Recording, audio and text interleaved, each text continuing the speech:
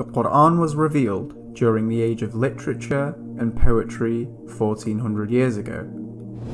Now, we live in the age of science and technology. In the Quran, there are more than 6,000 signs, out of which over 1,000 speak about science. Today, the Quran remains unchallenged and is by far the best Arabic literature to date. This is great, but with the rapid progression of science and technology, can we say the Quran has stood the test of time, or has it become a tale of the past? Allah speaks about the field of astronomy. The Big Bang states that the universe originated from a single point and expanded into the stars and galaxies we know today. Way before this theory, the Quran says, "Have those who disbelieved not considered that the heavens and the earth were joined together as one entity, then we separated them?" Similarly, the expansion of the universe can also be found in the Quran, along with all celestial bodies in orbit and planets alternating night and day. What's amazing is if we take the words in the verse used for all celestial bodies in orbit and split them into their individual letters, they mirror each other and appear as if they are in orbit. Science has found that the solar system is not stationary, but is in fact moving towards a fixed point known as the solar apex. Science also tells us that the sun's fuel will eventually run out, causing it to die. The Quran captures both these points in one verse, and more specifically, one single word. Without the atmosphere, life on Earth would not be possible. It shields us from tons of small meteorites showering the Earth every single day, and it filters out harmful radiation that would otherwise cause severe genetic damage. Saying that, the Quran refers to the sky as a protected ceiling. Allah speaks about the field of oceanology. Specifically, Allah talks about two seas that meet, one fresh and sweet, and one salty and bitter, and between them is a barrier. William Hay, a famous marine scientist, explained that these two seas have varying temperature, density, and salinity. When water from one sea passes to the other, it becomes homogenized, resulting in what the Quran refers to as the forbidding barrier. The Quran talks about the darkness in the depths of vast, deep oceans, where if a man stretches out his hand, he can hardly see it.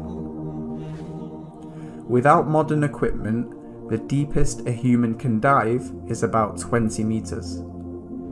Only after 200 meters is sunlight absorbed rapidly, and the Quran said this way before any equipment 1400 years ago. Allah speaks about the field of geology. Frank Press, a famous geophysicist, highlighted the importance of mountains in stabilizing the Earth's crust from shaking. The Quran specifically mentions this. Thanks to modern technology, we have found that mountains are typically much deeper than they are high. Think of tent pegs. They are pushed deep into the ground to stop the tent from flying away, and you only see a small part of it on the outside. Amazingly, the Quran refers to mountains as pegs. Allah speaks about the field of biology.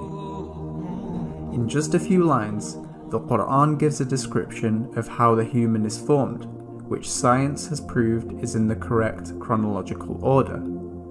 Particularly, Allah describes the embryo using the word alaqa, which has three separate meanings when translated. 1. A blood clot, 2. Something that clings, and 3. A leech. The first two meanings, without a doubt, resemble the embryo accurately, but a leech? Here is an image of an embryo next to a leech. Here is an X-ray of an embryo next to the internal structure of a leech. And here are microscopic images of the head of an embryo and the back end of a leech. To top this off, these verses end with Allah saying, "We brought it forth as another creation."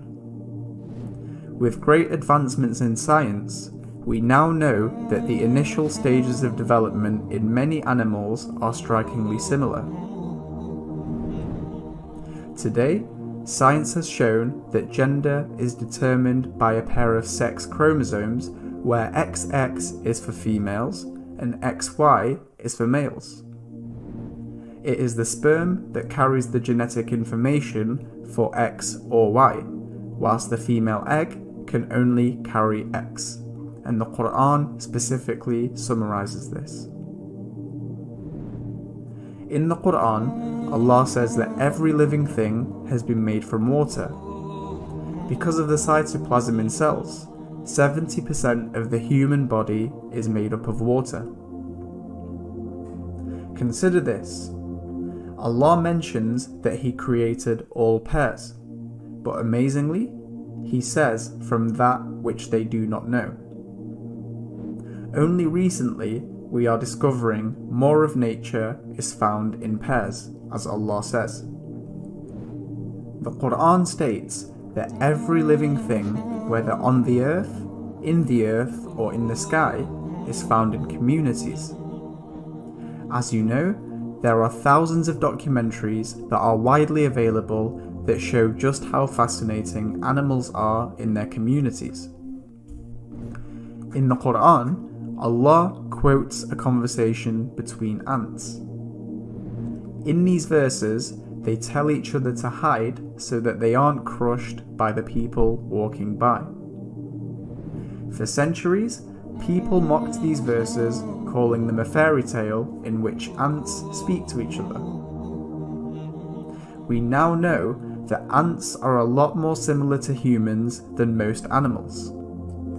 For example, they bury their dead, they have marketplaces where they exchange goods, and they occasionally meet for a chat.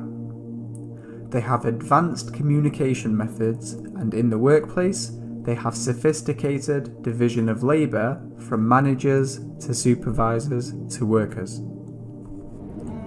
In just 2 verses, Allah tells us many things about the bee. Worker bees that gather pollen and make the honey are actually females. Male bees do not make honey. In these verses, the verbs used for worker bees are female. In these same verses, Allah tells us that honey comes from the belly of the bee, which science has confirmed. Additionally, the word used for belly is plural, meaning more than one. Science now tells us that bees have 2 stomachs. Again, in these verses, Allah tells us that honey is a healing for the people. Today, we now know that honey has medicinal and antiseptic properties. These are such subtle details but have proven 100% accurate. And to conclude, Allah ends these verses by saying, "Indeed, and that is a sign for people who think." It is important to note that the Quran is not a book of science.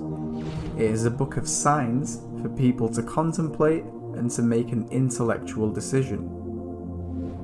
Saying that, not a single scientific sign in the Quran can be proved wrong by established science. What's fascinating is that the Quran was recited by a man who could not read or write over 23 years in jumbled up order. Despite all of this, the Quran contains 0 contradictions and has strikingly accurate statements that we have only come to know so many years later. Please subscribe to discover more about the wonders of the Quran.